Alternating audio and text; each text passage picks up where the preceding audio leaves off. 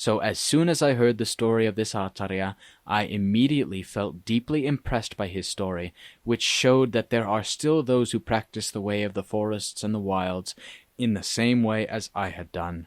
Before this, I thought that I was the only one to have done this, because it is not easy to explain this sort of thing to people, due to its being outside the normally accepted limits within which people everywhere think and consider. Chapter 6. The Ascetic Practices. The Dhutangas. Each one of the 13 Dhutanga practices are capable of subjugating the kilesas of all kinds, and this they are able to do in the most wonderful manner, which is almost impossible to anticipate. But they have already been elucidated in the biography of Venerable Ajaan sufficiently well, so we will not give any lengthy explanation of them here, although it must be kept in mind that all the Dhutanga bhikkhus who are followers of Venerable Ajaan in their various ways continue to maintain those practices which were in line with his tradition. Those of the 13 Dhutangas which have been elucidated in Venerable Ajaan biography are as follows, unless the writer's memory is at fault. 1. Dwelling under the shade of a tree. 2. Going Paṭipadā as a regular duty. 3. Eating from the bowl. 4. Eating only once a day. 5. Using only pangsakula robes made from discarded cloth. 6. Not accepting any food given after the Paṭipadā round. Any further explanation of these will only be minor additions to those that have already been given. Having written the above, I went and talked about it with some of my colleagues, saying that I was not going to repeat my explanation of the Dhutangas because it was already in Venerable Ajaan biography, but most of them thought that the explanation of the Dhutangas should be repeated here, because one cannot be sure that all who read this will also have read Venerable Ajaan biography. Some may never have seen it, and thus they may not have a chance to know how important the Dhutanga observances are in the practice of Dhamma. So finally I decided that it was necessary to include some explanation of them. But I ask for the indulgence of those who have already read about the Dhutangas in Venerable Ajaan biography, that they do not become irritated by the repetition, and understand that this has been included to help those who have never learnt anything about the 13 Dhutanga observances.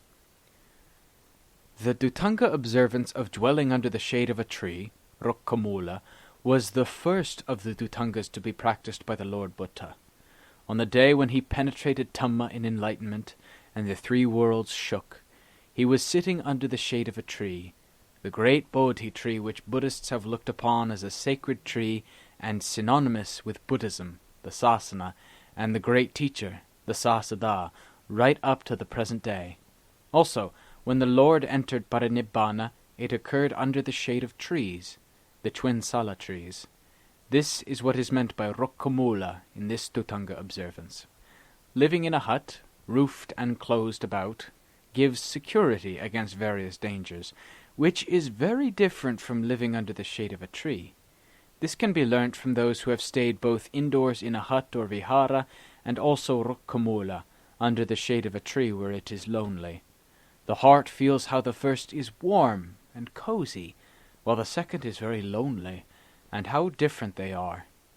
This is even more so when either the hut or the tree shade are in a lonely, desolate forest full of wild animals, including tigers. One who does this will see quite clearly that there is a remarkable difference between the hut and the shade of a tree. Living in a hut in desolate forest can be enjoyable, for one can sit relaxed and lie down, rather than finding enjoyment in the meditation practice, which deteriorates, for doing it in this way is comfortable and free from all sorts of fears and uncertainties. As for someone who stays under the shade of a tree in desolate forest, without any protection, so that he has nowhere to escape to where he could sit or lie down in comfort and relaxed, he must be on guard against ever-present dangers, whatever he does. His mindfulness and his citta have no time when they can part from each other, for fear that he may be caught at a disadvantage whenever danger approaches, which may come at any time, whatever he is doing. In these two ways of staying in the forest, the differences as regards the pleasurableness of the one and the uneasiness of the other is very great.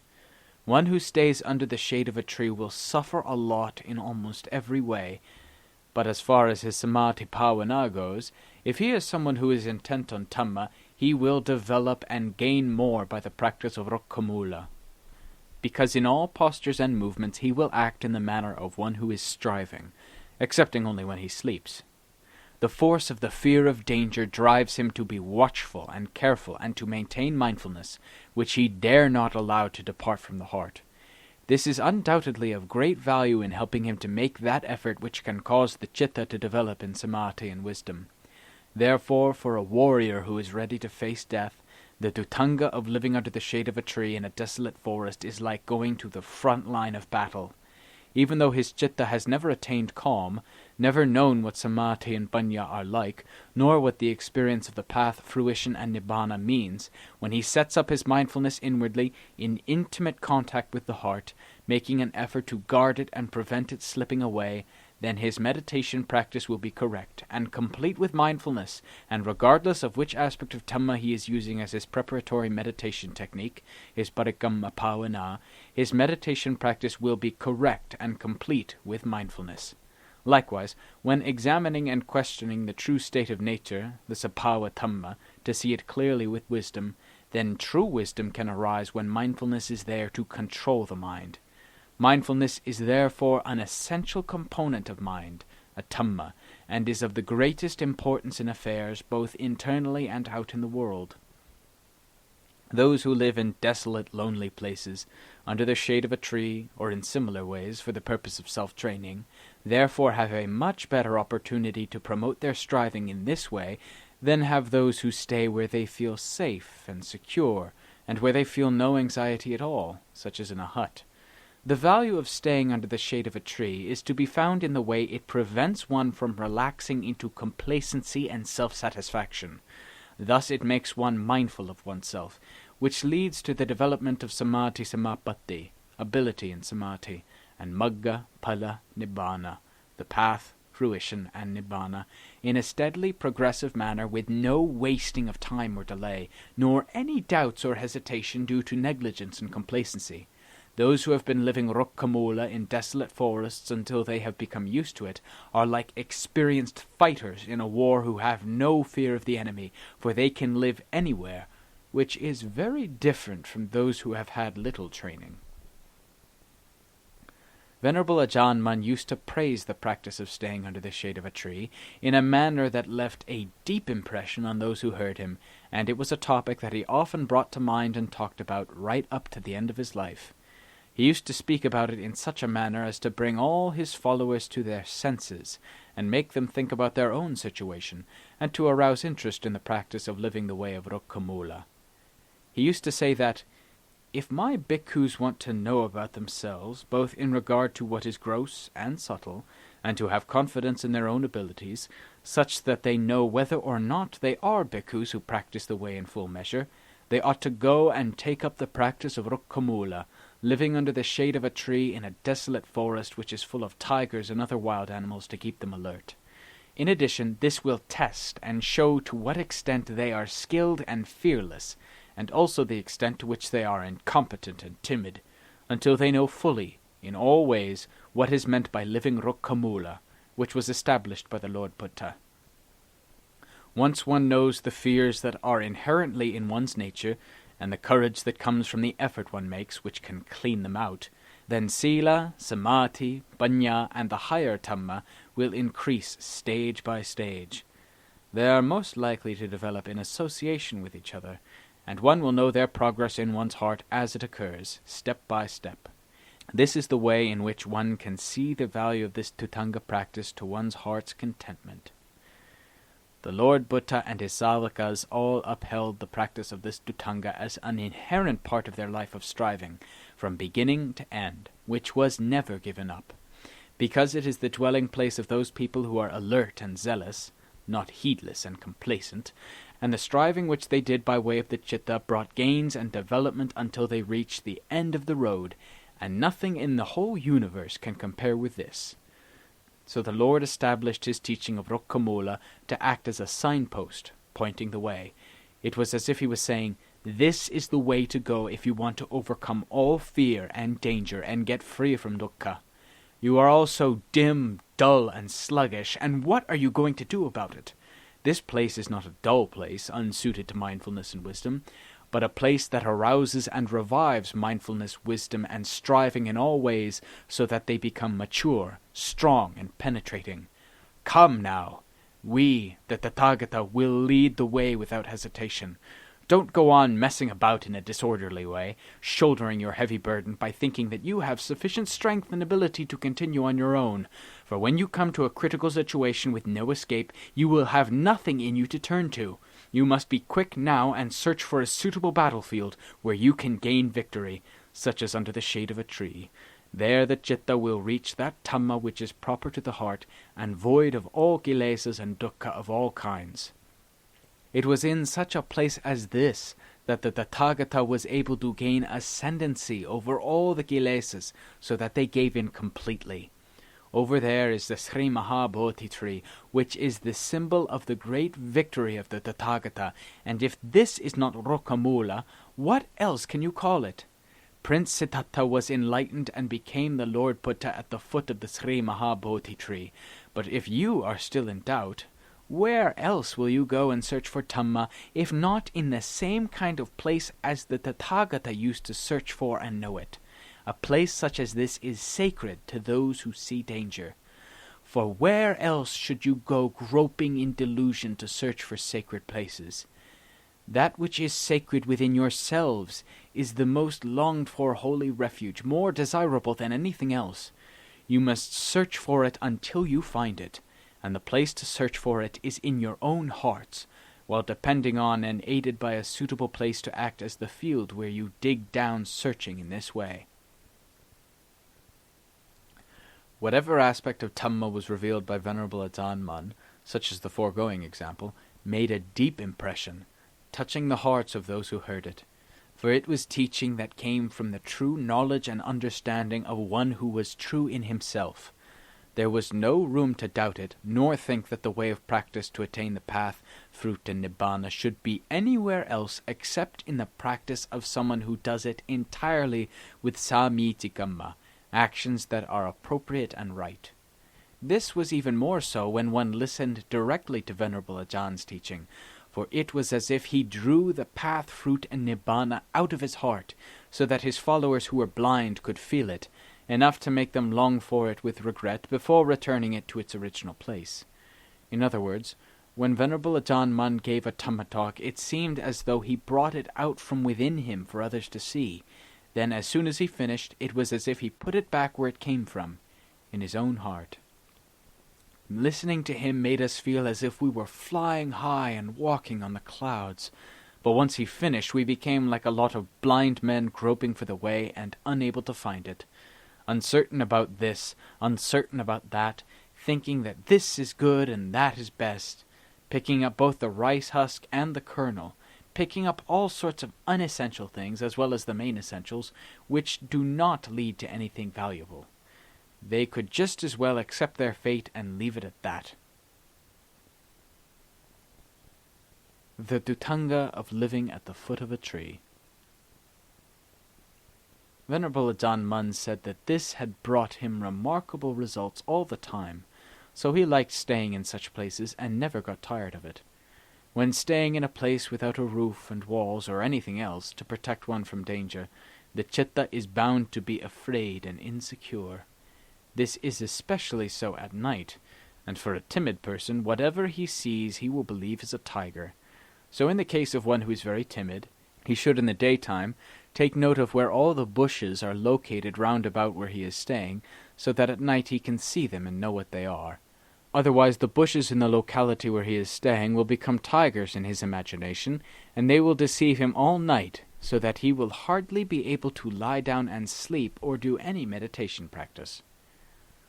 One who lives the way of Rukkamula is much more careful and cautious than someone who lives in a place that is closed about, both as regards physical movements involved in his living routine and in lying down and sleeping, and also in his samadhi meditation practice. Consequently, his chitta is likely to go forward and progress more rapidly, despite the fact that no compulsion has been used and nobody has forced him to do this. On the contrary, it is freely undertaken by each bhikkhu who decides to look for a way to train and discipline himself. Sometimes, while a bhikkhu is sitting practicing samadhi under his mosquito net and beneath the shade of a tree, the rukkamula, a tiger creeps up very slowly to have a look at him and sniff him out. Some may even come right in close to where he is staying, but once it knows that it is a human being, it quickly draws back and goes away and never comes back again. It probably creeps up close in this way to have a look because it does not know what is there, never having seen anything like this before. But there are some tigers which seem to have unusual hidden characteristics which makes them suspicious. This was shown by the experience of a bhikkhu who was walking Jangama at night without having lit a lamp. For a tiger crept up quietly until it came to within 2 yards of the end of the path where he was walking, where it crouched down and watched him without going away. Then this bhikkhu heard a slight sound which he could not account for, so he shone a flashlight towards it and saw this tiger, which immediately leapt away, but he never saw it come back again after that. In this case the animal was a large striped tiger about the size of a racehorse. It was not a leopard which likes to creep up and catch and eat dogs, which often like to accompany people who go into the forests. The Dhutanga bhikkhus who live in the manner of Rukkamula go through various experiences which are fearful and frightening, of which a small number have been told here. If you can imagine yourself in the position of one of these bhikkhus, living in the manner of Rukkamula and experiencing these various things which happen, how would you, who are reading this, feel about it? If you could put up with it and take the discipline until it became your story, a fine and beautiful biography, it would be truly worth something, a story for future generations to hold up as an example, as a guiding principle in the heart. But for one who cannot put up with the difficulties nor accept the ascetic training, there is reason to fear that his biography will be of the type that brings discredit to himself, to his colleagues, and to the religion which is the heart of all Buddhists, staining it in a way that nothing can erase for a long time. He also becomes a person who has feelings of inferiority, so the sphere of Kammatthana and the religion become inferior, because they depend on oneself, who is an incompetent person, who drags all these things of incomparable value to ruin with him.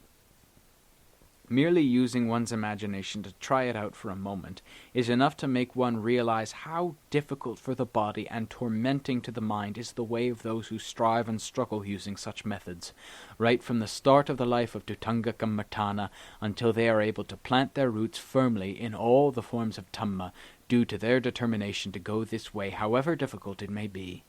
Wherever people live, it is hard to find anyone who has enough strength of will to go this way and to make sacrifices such as this, for most people are afraid of suffering, and think only of themselves, rather than of Dhamma, which is the way leading to freedom from suffering.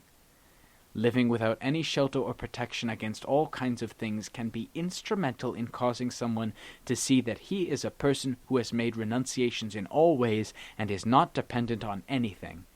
If anything should happen to cause him to die, he is then ready to submit and let it happen as it will, following the natural course of events, without contending or opposing it with methods derived from an attitude of self-importance. If he is short of food and lacking those necessities which the world depends upon and considers to be essential, he accepts this for the sake of Dhamma. He makes no display of being oppressed and hard done by, nor of any vexation in his heart, which is the way to increase suffering, making it still more overwhelming. As for the suffering and hardship which arises due to the hard work of striving, he accepts it and puts up with it because he wants to gain freedom from suffering by means of this striving. Even supposing a hungry tiger should come and bite him and carry him away to eat, he would submit and sacrifice his life to it with the attitude in his heart that, I am a bhikkhu who has already renounced everything completely. He has no jealously guarded attachments to hold him back from sacrificing everything for the sake of the supreme Dhamma, and thus he lives in contentment everywhere. Although the life as led by those who practice the way of Rukkamula under the shade of a tree in the spirit of renunciation may have no meaning for people in general, yet it does have meaning in Dhamma, which has the greatest value.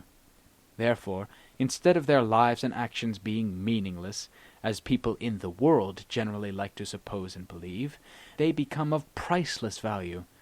But it is rare to find anyone who can make such sacrifices. The Lord Buddha saw with insight how important were the qualities of this Dhutanga as an effective method of subjugating the kilesas within the hearts of those who live in the world. Therefore, he prescribed it as the path to go along for those in this world who would follow him, to enable those who have the heart of a warrior to attain the final goal of the life of purity, the Brahmacharya. The purpose of this teaching is to act as a vehicle in which they can drive through the world of samsara and be victorious in the fight, so as to follow the Lord Buddha and catch up with him quickly, without having to wait about for a long time. For this article of Dhamma acts as a spur to those who practice, so that they become resolute and determined in their aim of reaching the realm of freedom from discontent, of dukkha. There can be no doubt that this can be done by depending on all those things in the surrounding environment to act as a spur, to foster and keep them striving in a steady and regular manner until they manage to reach the goal without meeting any obstacles. The foregoing is enough to act as a brief explanation of the way for those bhikkhus who are interested and who may like to make a comparison between themselves and these forest bhikkhus, for both groups are anxious to develop themselves in the way of Dhamma. It may also show them enough of how they should practice so as to have a way that would enable them to escape from dukkha safely and properly, without sitting about just waiting for dukkha, much or little, to come from the activities of the citta. For the citta is the leader, the one that has a habitual liking for things which have frequently come within its orbit. This Dhamma truth is so important that it would not be out of place to call it the heart or the first principle of Kammatthana, because nearly all the Dhutanga Kammatthana bhikkhus who truly aim for the meaning in Dhamma like to practice this article of Dhamma. I who write this do not know much, and I am not at all clever, yet I have a heart, and I cannot help liking this article of Dhamma. It is just that, in reaching for it, I don't get it, so I unashamedly admit my situation. The Dhutanga of going on alms round. Paṭipadā is an essential duty for those bhikkhus who are ordained as sons of the Sakya in the Buddha Sangha, Sakaya Putta Buddha Janarasa. This is evident in Buddhism as being one of its most obvious features, and it is generally considered by the bhikkhus that Paṭipadā is an important part of their lives. This may be seen in the instructions, the Anusasana, given to all bhikkhus after the ordination procedure, when they are taught both about dwelling under a tree, Rukkhamula Sayanasana, and about Paṭipadā, and they are considered important enough to be repeated again after every ordination. The Lord Buddha set his heart on these two practices, and always considered them to be important duties which he kept up until the day of his parinibbana. The only exceptions to this were those occasions when it became impracticable for him to do so, as, for example, the time when he spent the Vasa, the rainy season, in the Lelayika forest, with the elephant Pa Lelayika, because there were no people living in that area who could give him food if he went on Paṭipadā. The regular routine of Paṭipadā is a duty which gives peace and happiness of heart to those who practice it.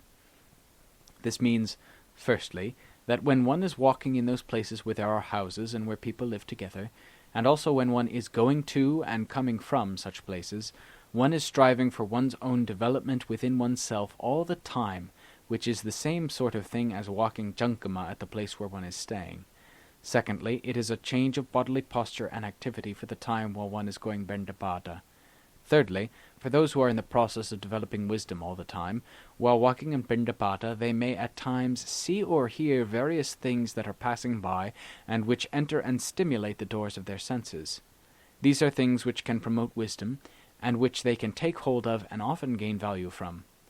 Fourthly, to overcome laziness, which is an inherent characteristic of human beings who only like to get results but are lazy about doing those causal actions without which the result will not come.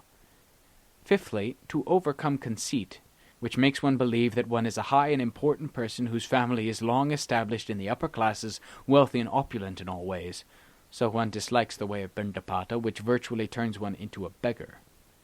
Whatever one gets from Paṭipadā, one may eat it, and it is enough to keep one going, but not so much as would make one's body increase in strength and vigor so that it acts as an enemy to one's heart striving for Dhamma, making it difficult to progress. In eating once a day, one should take a sufficient amount, but not too much so that one's stomach is disturbed and one gets indigestion because one has exceeded the natural capacity of one's digestive system. But generally speaking, fasting and hunger are considered to be normal for all those who probe into Dhamma for the purpose of ending dukkha and leaving none remaining. In addition to eating only once a day, one should also examine and consider which types of food are of value to one's body, not causing any stomach trouble, as well as being of value to the citta, so that one's meditation practice, bhavana, goes smoothly, and the citta is not tarnished due to the wrong type of food causing damage to it.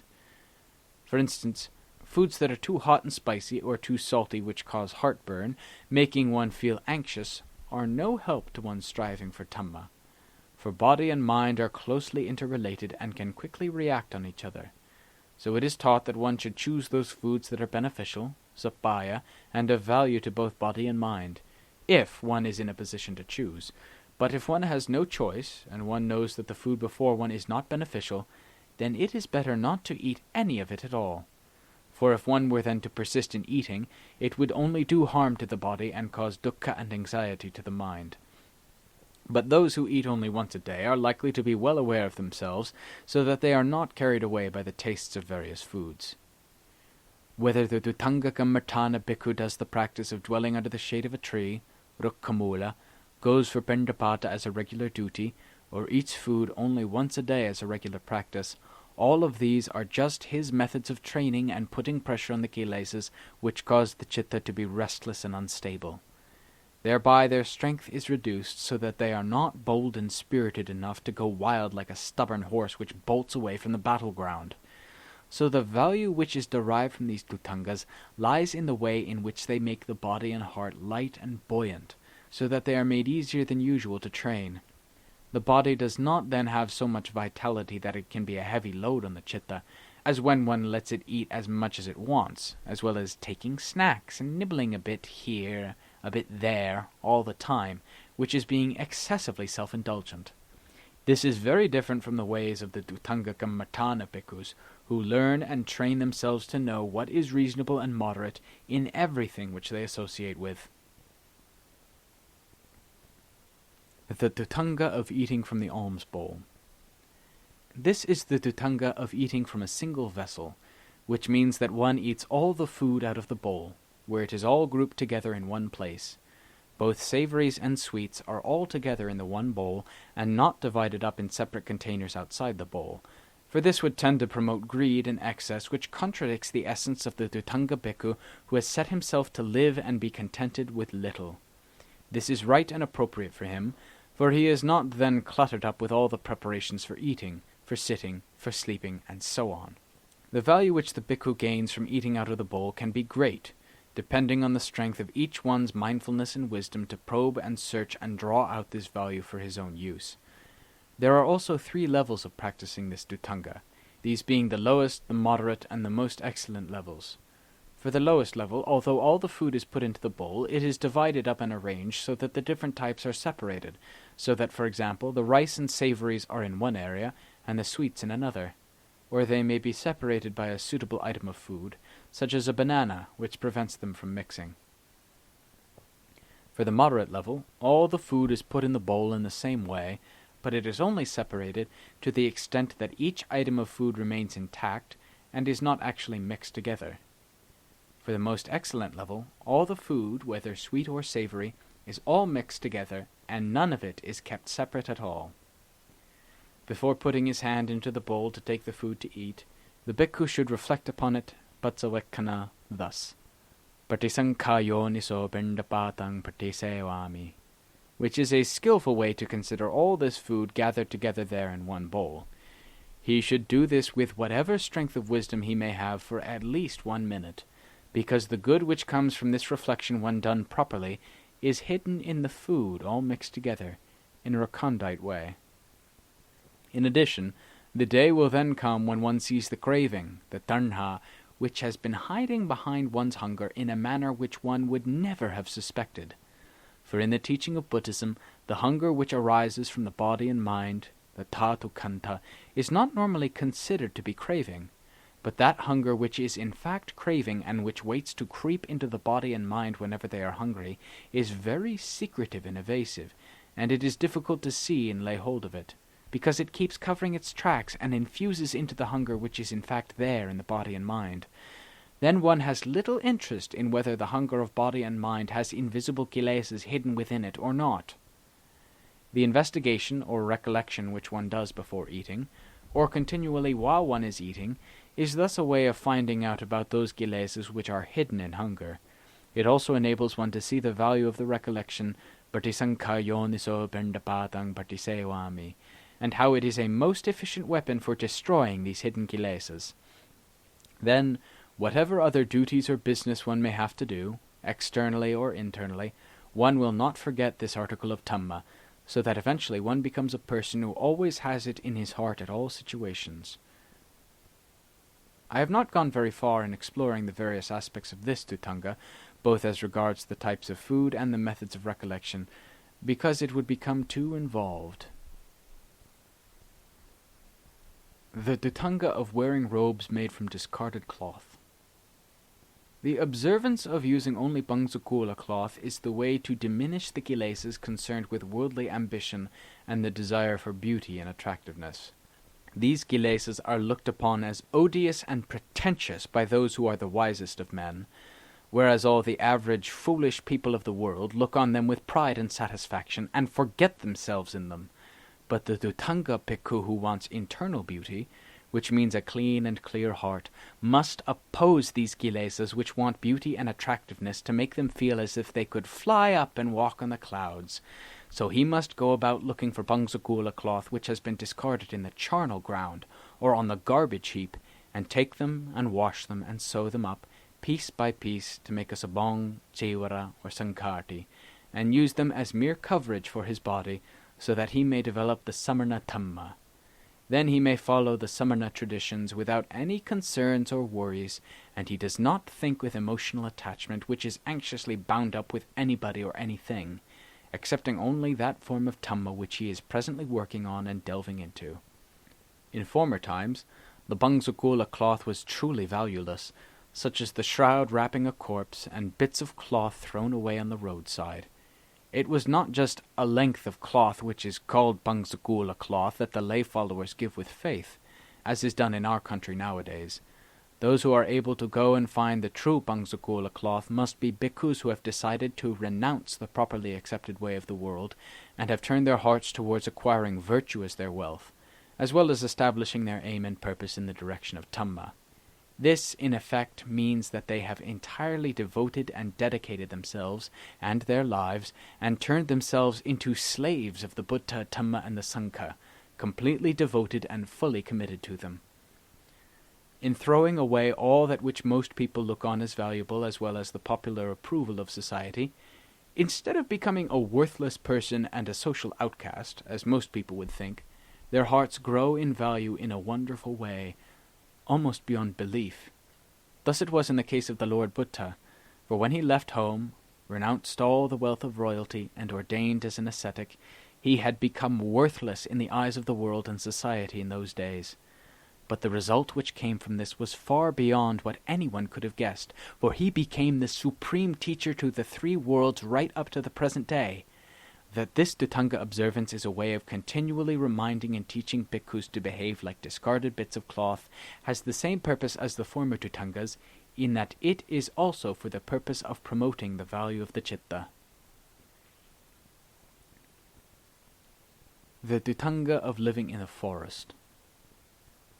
The observance of living in the forest is a tradition of those Dhutanga Kammartana bhikkhus who practice the way following in line from Venerable Ajaan, who considered it to be the most important of all the Dhutanga observances. The Dhutanga practices which they practiced much and regularly included 1. Living in the forest, 2. Living under the shade of a tree, Rokkamula, 3. Going for Paṭipadā regularly, 4. Eating food only once a day, 5. Eating out of the bowl, 6. wearing Bangsakula robes, but not refusing the robes which lay followers give with faith, although Venerable Ajaan Mun never wore any of the robes which he was given right up to the end of his life, but there were very few of his followers who took up this practice after him. 7. Living in a cemetery or charnel ground. 8. Maintaining a sitting position, nesajja, in other words, not lying down for as many nights as one has resolved to remain sitting. 9. Not accepting any food which is offered after one has returned from Paṭipadā. The bhikkhus who follow in line from Venerable Ajaan Mun have a great liking for all these practices. As for the remainder of the Dhutangas, some practice them at times also, but we shall not discuss them here because they have already been explained to some extent in the biography of Venerable Ajaan Mun. Any readers who want to know more about them should consult the section dealing with the 13 Dhutangas in the Dhamma Vibhagga Paricheda.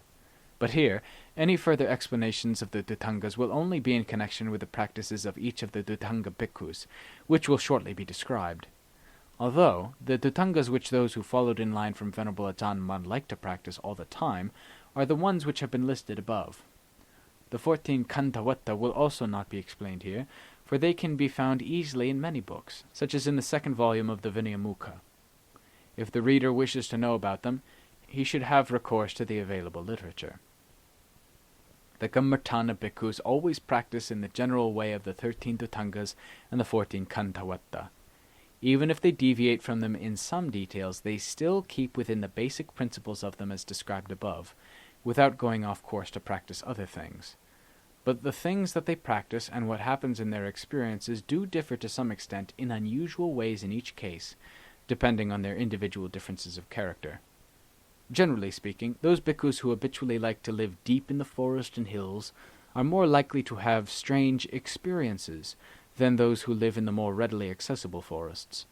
So it was with Venerable Ajaan Mun, who was the founder of this particular line of Dhutanga Kammartana bhikkhus, for his inclination was always to like living in the forests, caves, and hills, and he used to like teaching the bhikkhus to make them more interested in living in the forests and hills, rather than the more usual places that people live in. So those bhikkhus who liked living in these desolate forests often had many unusual experiences in things which happened, such as were associated with ghosts, Devata, Indra, Brahma, Nagas, tigers, and other animals. On occasions, they were also visited by the Sāvaka Arahants who came to give some teaching.